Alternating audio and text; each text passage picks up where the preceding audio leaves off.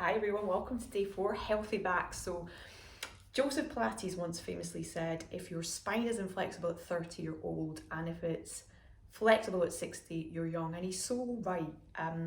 84% of us in the UK will suffer from low back pain at some point in our life. I have suffered from low back pain, believe you me, it is horrendous. I had chronic low back pain in my 20s for 3 years. I had lumbar facet joint injections, spinal injections. It was just the absolute pits. Women are twice as likely to suffer from low back pain, particularly if you've had a baby. And let me tell you that the single biggest difference between having back pain and not having back pain is you. And I know that because I bought every gadget imaginable that would claim to cure my back pain and nothing worked. What did work for me was doing a really consistent Pilates practice. It is so good for your spine to be able to move it in all directions, to strengthen your body, to calm your mind. A lot of the times when we have pain in our body, it's not as a result of anything biomechanical that's gone wrong. Actually, a lot of the times it's stress, and that was part of my problem too, which is why taking 10 minutes for yourself is so incredibly important. And like I say, if you do nothing else but roll out your mat and just lie on that for 10 minutes, then you've given your head that space of time to just deregulate or calm down if it does feel kind of overactive and over anxious. So that said, this is a Healthy Backs class. I certified as a Healthy Backs Practitioner at the end of last year, 2020. I'm so passionate about the back, the low back in particular, because I've suffered from it so badly.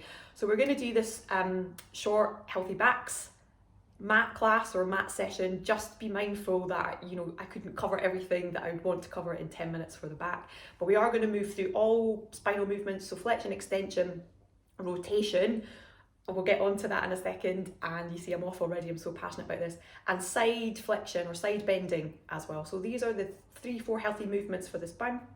Rotation, the single most important spinal movement in adults. I would argue, I think any Pilates teacher would agree, it's the one movement that we lose as adults because we stop playing, and it's so important for the middle bit, the rib cage, which is really immobile. We'll get on to that, we'll look at that shortly. So come to the mat. We're going to start with compass, which is a really lovely one for getting some movement into your low back.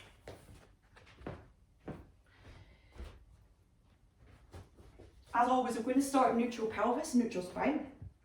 So settle in here, same alignment, so hip distance and parallel. Your ankles are in, or your heels are in line with your sit bones. Try and soften that rib cage. Arms just lengthened by your side, nice and relaxed here.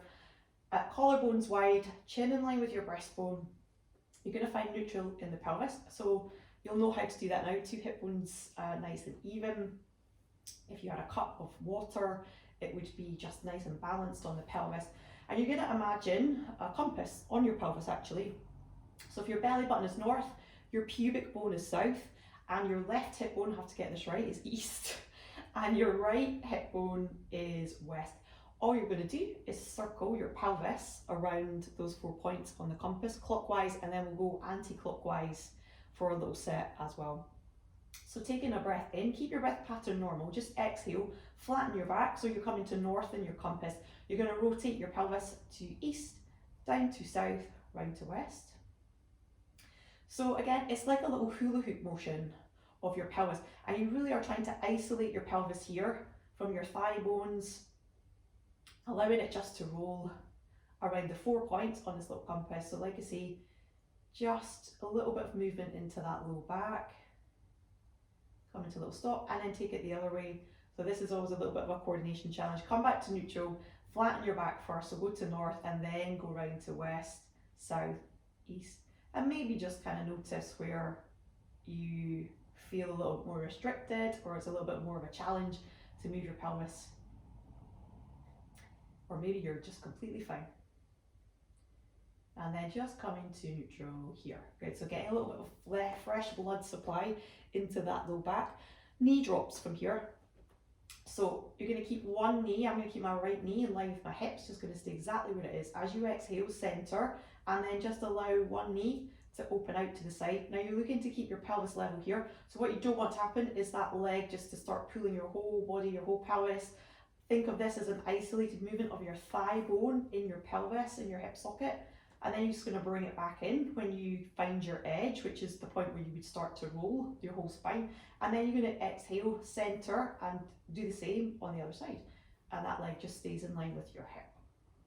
So breathe in, link your breath here if you can. You remember, exhale typically to move, but always, if you can't find that little pattern, just keep breathing naturally and normally. Don't hold tension. When we're learning something new, especially when we're concentrating, sometimes we can hold too much tension in the body as we start to kind of focus in. So try and just let it flow. Remember, there isn't really a right or wrong way to do anything. I've got my hands on my hip bones so I can feel whether my leg is dragging my pelvis. I find a little edge and I'm back in. Good. From there, spine curls. So arms lengthened down by your side, heels should be touching distance. As you exhale, flatten that back into the mat, wheel that spine up, keep that ribcage drawing down on top of your pelvis here. Reach those knees away, watch for the knees, no rolling in, no rolling out, nice and parallel, and then soften from your breastbone. You're going to wheel the spine all the way back down, release back to neutral. That's really important. Keep nice and relaxed, jaw, neck, shoulders, open your hips here. Wheel that spine all the way back down, really enjoy it. Try and move through every segment in your spine. So you're thinking from the bottom to the middle to the top tips of the shoulder blades, and then from there, other way. So top, middle, bottom. And if you find any sticky points on that spine, try and work through it. One more. Wheeling that spine up. Good. And then down. Using your glutes to open your hips. We're going to bring the arms into it now for a little ribcage closure. I'm just going to make sure that I'm not going to hit my sofa. I'll just move down. The joys of filming at home. It's all real. So on this one, you're going to wheel back up. You're going to hold the position there. So get comfortable. Make sure that rib cage hasn't popped. So that rib cage is drawn down. The spine is nice and long. So imagine a set of lights on your glutes here. They should be kind of shining behind your knees to get those hips open. And then from there, as you exhale, keep the shoulder blades on the mat. Arms in line with the shoulders. And you're going to float them all the way overhead. You're going to keep them up and active as you lengthen the spine and wheel it back down. You get some nice cracks. I did get some nice cracks there. Arms up, all the way back down. So 2 more like that. As you exhale, flatten, wheel your spine up. Hold that position. Ribs knitting down. All the way overhead. Imagine somebody's pulling your hands as you lengthen your spine back down, back to neutral, up, down. Last one. This is such a nice one. I often do this just in the middle of the day. If I don't do anything else, this, maybe a little bit of oyster, releasing, and all the way back down. Bring the legs together into hip rolls. So connect your inner thighs. Remember, we're never squeezing or gripping, but they are, I always just say, they're gently kissing one another, so they're connected. Palms up, just underneath the shoulders. We're going to roll the pelvis using our abdominals. So as you exhale, belly button to spine, and then just use your abs to rotate your pelvis. This isn't the legs leading the way. Try and keep the knees nice and even. Try and keep the shoulders on the mat. Find your edge, so that point where you are almost about to lose it, and then you're going to draw the abs in to bring the legs back. Other side, breath in, exhale. You're really just coming to the base of the rib cage here, knees nice and even. Keep that chin in line with the breastbone. So again, if you're tight in the upper mid back, in the neck, you can tend to kind of take the chin up towards the sky. So try and tune into that and try and keep them in line with that breastbone. Good. And then just let it rotate. I'm laughing because I'm saying that word good again. Trying really hard not to repeat it 100 times. Back to parallel. So you're going to separate the legs here. We're going to come into oblique twists, hand behind the head, and you're going to curl up to your center line. So chin to chest, curl up, and then you're going to twist opposite rib or opposite shoulder to opposite hip, back to center, and then back down. Elbows nice and wide, curl up, and then imagine that imaginary X crossing the body. Try and get that shoulder blade off the mat if you can. Again, don't overthink it, work to your range. You're looking to keep those hip bones even. So watch for coming out of neutral, see if you can stay neutral. Good. So if you're new to Pilates, you can curl up, like I say, to your center and then rotate over. And if you've done Pilates for a while, you can just come straight up and into your rotation, a few to each side. So this is so good for your spine rotation. This is the one movement. that will probably free up your whole back. Last one each side. Release your head as well into your hands and down.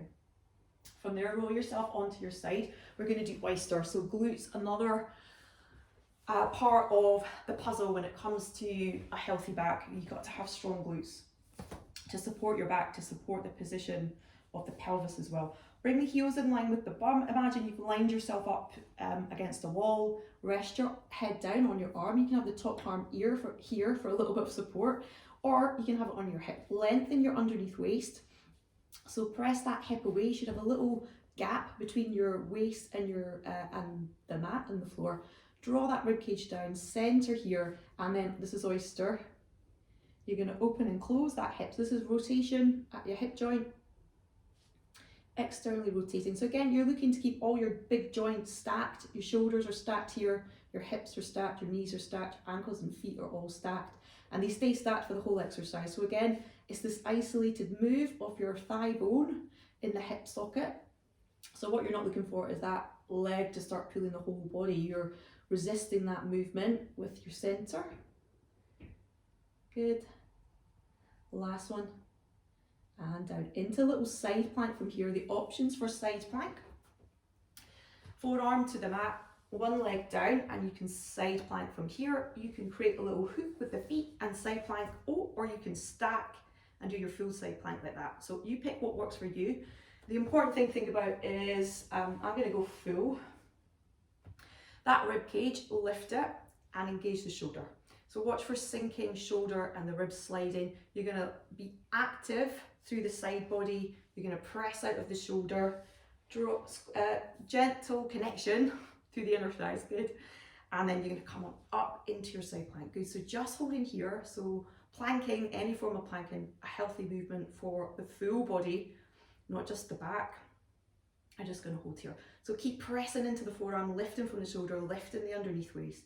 3, 2, 1, hand down. And we're going to take a little mermaid stretch. So if you come into 90-90 with the legs, so one shin forward, one shin to the side, arms just lengthened in line with the shoulders, one up to the side of the head. Draw the shoulder down away from the ear, and then you're going to take a nice big healthy side bend. You're going to keep those sit bones down if you can, so just be mindful of that. And if this is uncomfortable, sometimes it's quite uncomfortable for some people with the hips to get into this position, you can just bring the legs together and take your little side bend there, or feel free to cross your legs and take your little side bend there. Always options, like I say. Ostara on the other side. You know how to stack yourself up now, you should do, straight into it. So connecting the ribs, breathing, rotating, we're staying nice and stacked. 3, 2, and 1, down. Side plank, take the same version that you took on the other side. You know what to do, press up and out, lifting, active from the shoulder, ribs lifting, legs kissing. Good. For 3, 2, 1, gently bring yourself down. Split the legs to come into your mermaid, arm up, reaching up and out. Such a lovely one for your low back, any form of side bending. And of course the hip bones, you're trying to keep the sit bones connected to the mat, belly button into spine, reaching long, head in line with the spine as well. Beautiful work, guys. Last one, saw. So this is rotation, and I actually find this, you'll see, really challenging.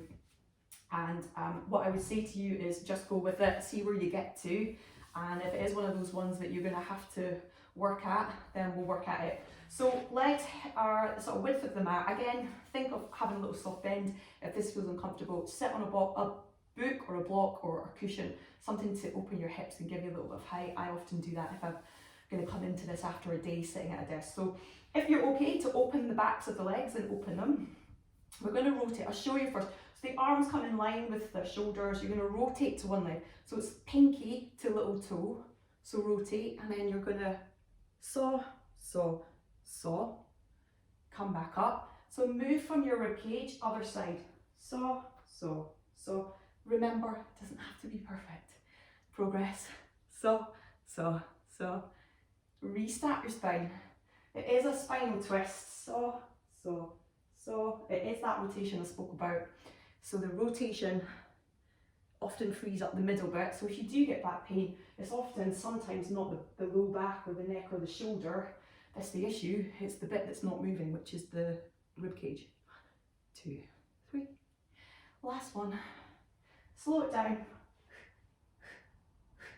Up and back to center. Close your legs, and that is your Healthy Backs mat class. Hope you enjoyed it.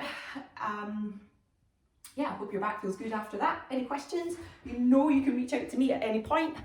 Don't keep them to yourself. We'll all learn together. So if you do have any questions, if you're in the group, drop them in the Facebook group, and I'm always happy to help and answer them. I'll see you back tomorrow for day 5. Bye.